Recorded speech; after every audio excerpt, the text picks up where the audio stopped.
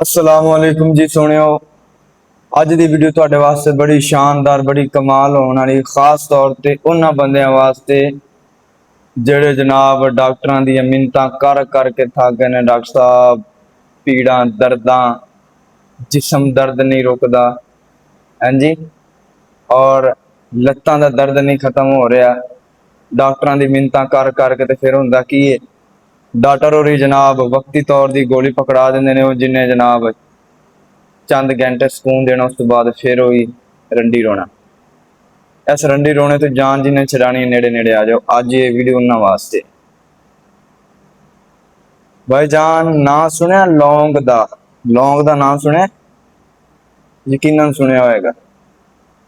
हर kitchen के अंदर मौजूद है लौंग, लेकिन इनके फायदे तो कोई कोई वाकफ है।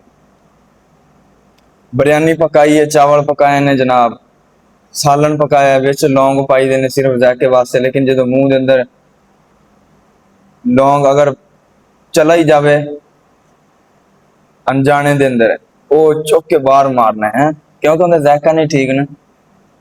लेकिन तुहानू पता है कि इनके फायदे की ने यार, कमाल है।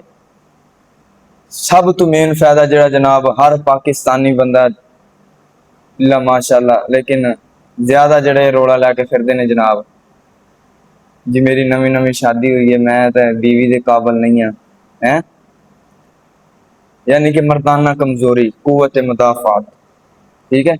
उनके वास्ते सब तो बेहतरीन चीज लौंग है। लौंग लौंग का इस्तेमाल शुरू कर दो। जो बंदा कमजोरी महसूस करता है,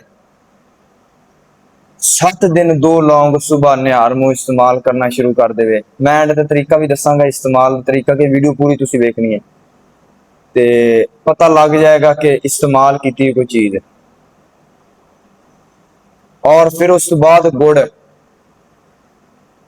सब तो पहले सुनो कि लौंग के फायदे की ने जनाब।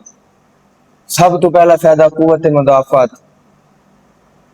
उस बाद जनाब जिसम दर्द, जोड़ों के दर्द, इनके वास्ते बेहतरीन। तीसरे नंबर पर जनाब जिन्होंने लोगों साह का मसला है। चौथा फायदा जेड़े जनाब जिन्होंने लोगों के दंद के अंदर दाढ़ा के अंदर दर्द होंगी है, एक लौंग को पीस के इतने उस जगह पर रख लो, मुतासरा जगह पर जिथे दर्द हो रही है। उस बाद अल्लाह खैर करे उस वक्त ही दर्द रुक जाएगा अल्लाह के हुक्म के नाल। फिर जनाब जिन्होंने लोगों के पेट के अंदर अक्सर दर्द रही है, उन्होंने की करना चाहिए, 2 लौंग उन्होंने कावा बना के पी लैन। उस बाद फौरी अल्लाह के हुक्म के नाल आराम मिलेगा। उस बाद जनाब जिन्होंने दोस्तों का हाजमा दुरुस्त नहीं रहा, वो लौंग का इस्तेमाल करना शुरू कर दें। बेशुमार फायदे ने। अल्लाह ने यार छोटी जी चीज बनाई है, छोटा जहा बाजार मसाला, लेकिन इनके फायदे जड़े ना सुन के बंदा हैरान रह जाता है। इस्तेमाल शुरू करो, उस बाद दुआवां दोगे। ते अगले नंबर तो जनाब साडी जिहड़ी चीज रह गई वो गुड़ है। बदकिस्मती दे नाल असी खाना जनाब साडे एक उस तरह के खाने ने। अगले लोग हुंदे सी जनाब वो खाने दे नाल दुध, दही, लस्सी ते मक्खन घ्यो का इस्तेमाल करते सन, दुध का इस्तेमाल करते सन। लेकिन अजकल तो जनाब असी आने साडा तो जनाब घर का सर्कट पता नहीं किवें चल रहा है।